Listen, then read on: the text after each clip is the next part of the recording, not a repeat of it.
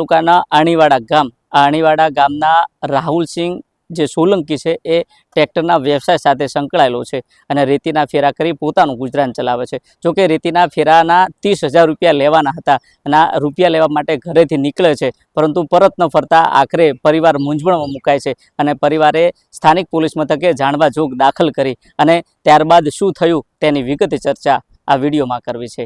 વૈષ્ણવજન તો તેને કહીએ જે પીડ પરાઈ જાનાને રે।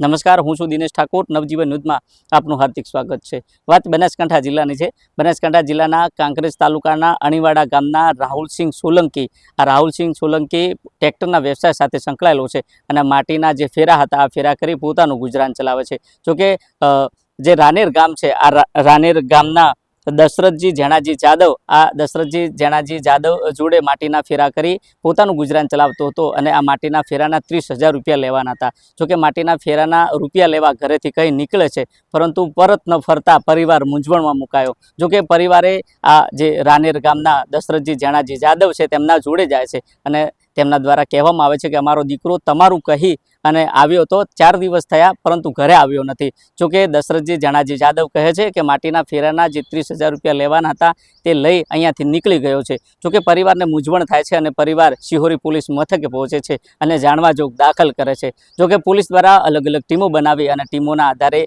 આજે દશરથ જેણાજી જાદવ છે તેને પૂછપરછ કરવામાં આવે છે અને આખરે પોલીસ દ્વારા કડકથી પૂછપરછ કરતા આ દશરથ જેણાજી જાદવ ભાંગી પડે છે અને કહે છે કે હા, મારી જોડે આ રૂપિયા લેવા માટે આવ્યો હતો અને તે સમયે બોલાચાલી થઈ અને બોલાચાલી થઈ તે દરમિયાન જે હિટાચી મશીન હતું, આ મશીનનું જે બકેટ હતું, બકેટ દ્વારા તેની હત્યા કરવામાં આવી। એટલું જ નહીં, હત્યા કર્યા બાદ તેના મૃતદેહને જે જમણાપાદર ગામ છે આ ગામ નજીક જે બનાસ નદી પસાર થાય છે, આ બનાસ નદીમાં ખાડો ખોદી તેના મૃતદેહને સંતાડી દેવામાં આવે છે। જોકે તમામ બાબતને લઈને જ્યારે પોલીસને જાણ થઈ ત્યારે પોલીસ ઘટના સ્થળે પહોંચી અને પોલીસની સાથે મામલતદાર, FSLની ટીમ સહિત ડૉક્ટરની ટીમ પહોંચી હતી। જોકે પહોંચ્યા બાદ આ જે આરોપી છે દશરથ જેણાજી જાદવ તે કબૂલ કરે છે કે હા, પૈસા નહીં, લેતી દેતીને લઈને આ હત્યા કરવામાં આવી છે। જોકે તમામ બાબતને લઈને જે પોલીસ મથકે આ દશરથજી જેણાજી જાદવ વિરુદ્ધ ગુનો નોંધાયો અને ગુનાના આધારે પોલીસ દ્વારા તેમની પૂછપરછ કરવામાં આવી અને પૂછપરછને લઈને પોલીસે વધુ તપાસ હાથ ધરી।